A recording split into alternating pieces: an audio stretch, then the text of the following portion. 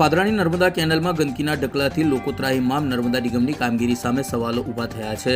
પાદરા દરાપુરા સોખડા ગાયક વિસ્તારમાં આવેલી નર્મદા નિગમની કેનાલમાં ઠેર ઠેર ગંદકી અને કચરાના ઢગલા જોવા મળતા આજુબાજુના લોકો ત્રાહિમામ પોકારી ઉઠ્યા છે. કેનાલમાં પાણી છોડવામાં આવ્યું, પરંતુ તેની સામે કચરા અને ગંદકી યોગ્ય રીતે સફાઈ ન કરતા નર્મદા નિગમની કામગીરી સામે સવાલો ઊભા થયા છે. સ્થાનિક લોકો અને ખેડૂતો એક્સેપ્ટ કર્યા છે કે કેનાલમાં જમા થયેલા કચરાના કારણે ગંદુ પાણી ખેતરમાં પ્રવેશી રહ્યું છે, જેના કારણે પાકને ભારે નુકસાન થવાની ભીતિ સેવાઈ રહી છે.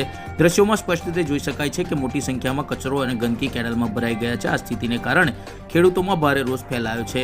સ્થાનિક લોકો દ્વારા નર્મદા નિગમ પાસે તાત્કાલિક સફાઈ કામગીરી હાથ ધરવાની માંગ ઉઠાવવામાં આવી છે. જો સમયસર યોગ્ય પગલાં લેવામાં આવે તો ખેતી અને પર્યાવરણને ગંભીર નુકસાન થવાની પણ શક્યતાઓ સેવાઈ રહી છે. આ પાણી ગંદકી સાહેબ આવી છે.